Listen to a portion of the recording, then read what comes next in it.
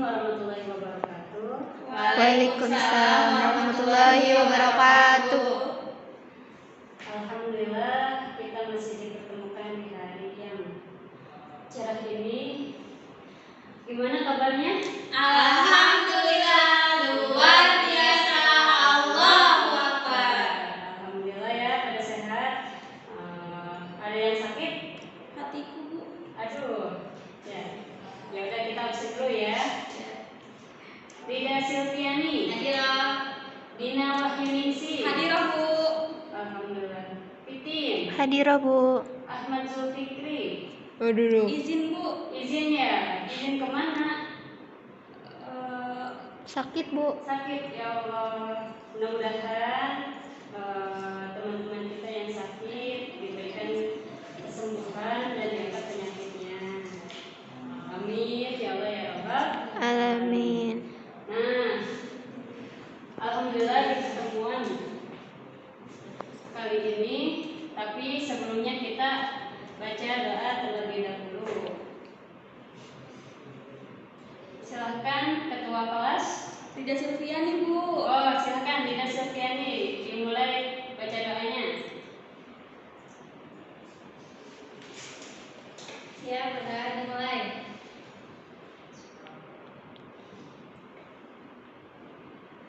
Berdoa selesai. Beri salam. Assalamualaikum warahmatullahi wabarakatuh. Waalaikumsalam warahmatullahi wabarakatuh. Nah, kalian bisa lihat ya, kita akan membahas tentang gerakan pembaharuan dalam Islam. Gerakan pembaharuan, gerakan berarti kan menggerakkan, ya, menggerakkan pembaharuan baru. Kalau kata aplikasi mah upgrade, kalau upgrade kan? Ya, Jadi menjadi lebih baik dan lebih baik lagi. Nah, inilah kita akan membahas pembaharuan tokoh-tokoh gerakan pembaharuan dalam Islam. Nah,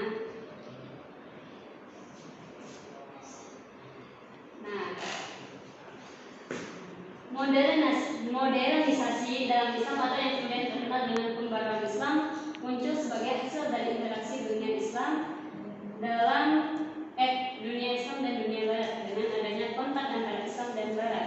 Umat Islam menyadari bahwa ternyata Barat telah merosot menjadi bangsa yang lebih maju dalam berbagai bidang, baik dari sisi politik, ekonomi, sains dan ilmu pengetahuan. Nah, dari pembahasan yang sedikit ini ternyata kontak antara Islam dan Barat sudah terjadi di masa dahulu. Tapi bukan kontak dalam peperangan, yang kita tahu saat ini. Jadi zaman dahulu ketika Islam berjaya, ternyata orang-orang Barat di sana itu berbondong-bondong mencari ilmu, mempelajari ilmu-ilmu kepada ilmuwan Muslim, bukan mengajak perang, apalagi permusuhan. Nah,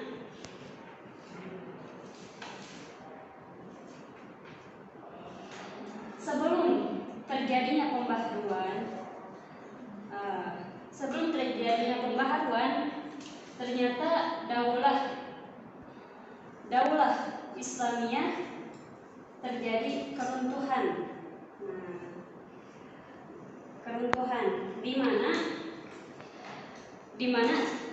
Di mana tapi tidak menghilangkan ulama-ulama yang masih terus bertahan dengan keteguhan ilmunya, sehingga keberlangsungan dinamika ilmiah masih terus berkembang. Namun suasana politik dan dinamika sosial yang berkembang turut mempengaruhi kecenderungan para ulama dalam membuahkan karya-karya mereka. Para ulama cenderung kurang produktif dalam menemukan ide-ide ilmunya. Karena apa? Karena bangsa Barat sudah mendahului. Bukan dalam artian Islam merosot dalam hal pengetahuan, tapi memang bangsa Barat yang sudah ternyata lebih maju gitu. kita sedikit ketinggalan gitu. Nah, kondisi ekonomi dunia Islam yang cenderung terpuruk karena imperialisme bangsa Barat menambah berat laju perkembangan ilmu pengetahuan dan peradaban Islam. Nah, perilaku manusia yang sudah cenderung hedonis atau mencari sebanyak-banyaknya kesenangan dalam dunia, gitu, dalam dunia. Dan sedikit demi sedikit mengikis keyakinan dan ketaatan terhadap Allah. Nah, maka dari situlah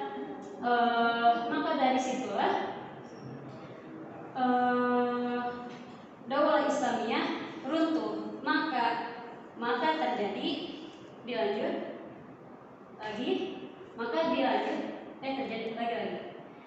dilanjut pembaharuan atau pengupgradean Daulah Islamiyah.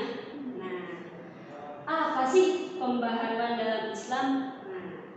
Nah, yaitu upaya-upaya untuk menyesuaikan paham keagamaan Islam dalam perkembangan baru yang ditimbulkan oleh kemajuan ilmu pengetahuan dan teknologi modern. Nah, karena memang makanya harus ada penyesuaian, karena enggak otomatis ketika kita beragama Islam tapi kita tidak mengetahui pengetahuan dan tidak maju dalam teknologi, kita bisa menyesuaikan. Makanya ada apa, bahasa kurang update ya. Atau dan kita tidak tahu perkembangan teknologi saat ini. Nah, maka dari itu adanya pembaharuan. Nah, dalam bahasa Arab gerakan pembaharuan Islam disebut tajdid. Nah, secara harfiah tajdid berarti pembaharuan dan pelakunya disebut mujaddid. Belum. Apa tadi itu namanya? Mujaddid ya. Mujaddid. Nah, jadi kalau tajdid itu nama gerakannya gerakan pembaharuan. Nah, kalau orangnya disebut mujaddid. Nah, Islam sebenarnya telah memiliki tradisi pembaharuan karena ketika menemukan masalah baru, kaum muslim segera memberikan jawaban yang didasarkan atas doktrin-doktrin, dasar kitab dan sunnah, atau yang biasa kita sebut musyawarah. Nah, makanya musyawarah itu mendatangkan kebaikan dan menolak musibah. Nah, makanya kenapa banyak orang-orang yang pemikirannya itu otoriter atau yang pemikirannya itu pengennya nyuruh aja, atau yang biasa kita sebut bos. Kenapa bos kalau misalkan nggak punya sekretaris hancur?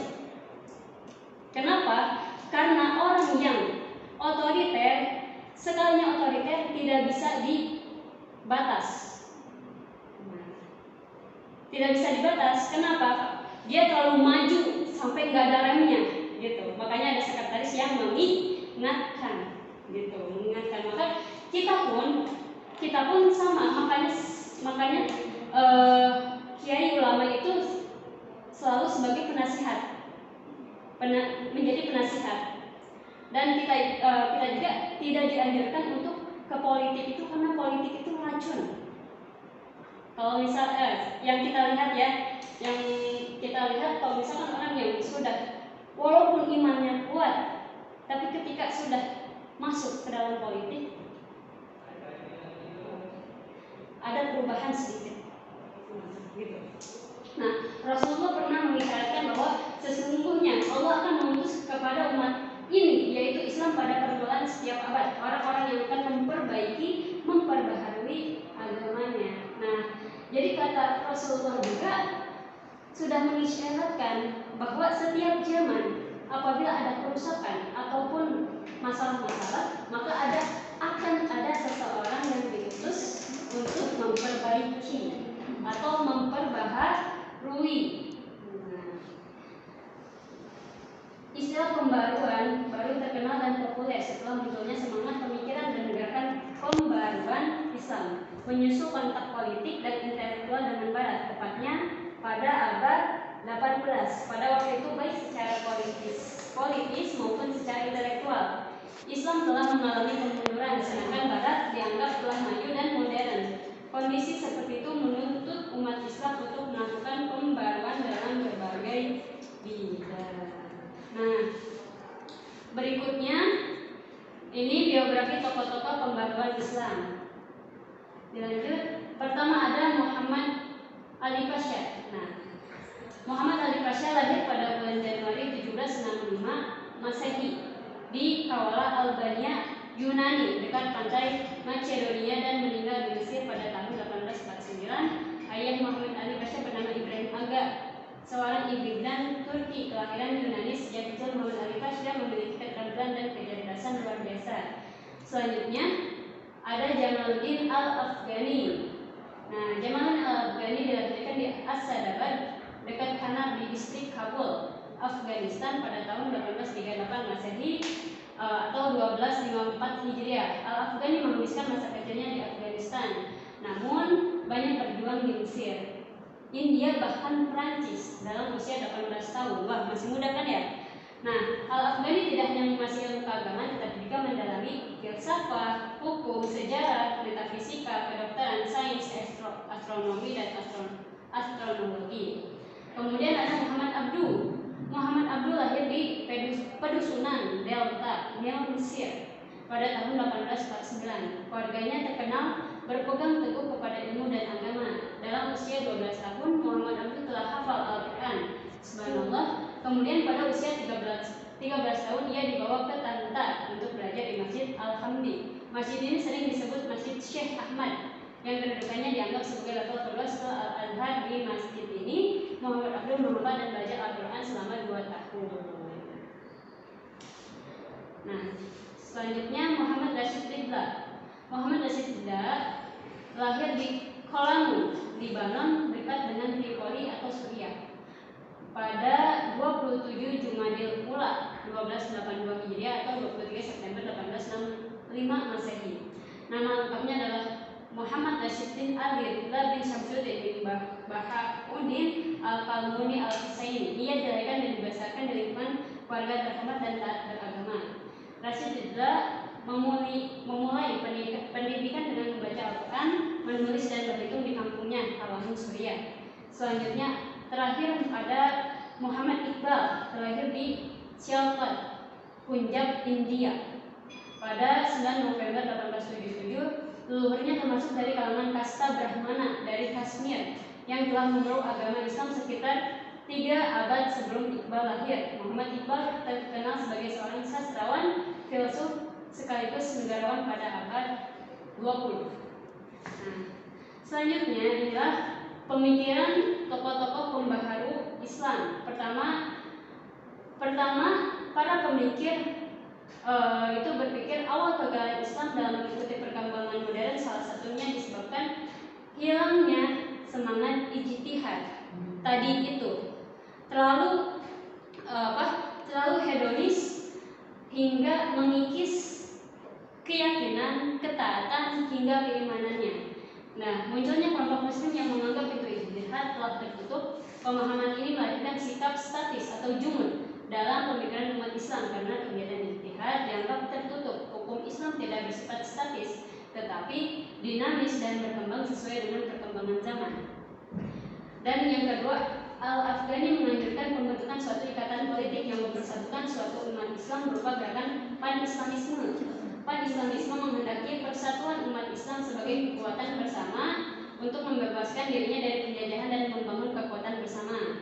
Ketiga, secara konsisten menerapkan konsep dinamisme Islam. Umat Islam harus membangkitkan kembali tradisi keilmuan. Al-Quran senantiasa menganjurkan pemakaian akal untuk melihat tanda-tanda kebesaran Tuhan, dan pada saat yang sama menganjurkan umat Islam senantiasa bergerak aktif menyongsong perubahan zaman. Dan yang lainnya, pemikiran yang lainnya yaitu membuat sekolah-sekolah yang baru, seperti sekolah militer, sekolah kedokteran, sekolah pertambangan, sekolah penerjemah ada, dan yang lainnya. Nah, itu tadi pengertian pembaharuan tokoh-tokoh, biografi tokoh dan pemikirannya. Nah, jadi Setiap peristiwa yang terjadi dalam semesta adalah sunatullah atau kehendak Allah, tidak bisa dicegah apalagi diganti. Segala hal bisa saja terjadi dan bisa saja tidak terjadi. Manusia diberi kemampuan dan kelebihan untuk berusaha dan berikhtiar agar menjadi yang terbaik. Munculnya tokoh-tokoh pembaharuan Islam adalah sebuah keniscayaan atau anugerah. Artinya kemunculan tokoh-tokoh pembaharuan adalah karena situasi dan kondisi tertentu pada suatu bangsa. Pembaharuan bisa terjadi kapan saja dan di mana saja, tergantung bagaimana manusia bisa merespon setiap gejala politik, sosial, dan budaya yang terjadi di sekitarnya. Tidak terkecuali Indonesia. Kalau apabila di Indonesia ada kesenjangan atau misalkan perubahan atau misalkan masalah di dalam negeri, bisa saja ada satu atau dua orang yang menjadi pembaharu. Apabila ada rasa ijtihad, ingin memperbaharui, mengupgrade sistem Indonesia. Gitu. Nah, dampak positif dari munculnya para tokoh pembaharu adalah timbulnya kesadaran di kalangan pemikir-pemikir Islam dari beberapa sektor kehidupan umat Islam telah tertinggal dari bangsa Barat. Kondisi tersebut direspon baik oleh para pembaharu sehingga muncul sikap kritis yang harus selalu dikembangkan untuk memajukan umat Islam, mengangkat harkat dan martabatnya sebagai bangsa yang terhormat. Nah, mungkin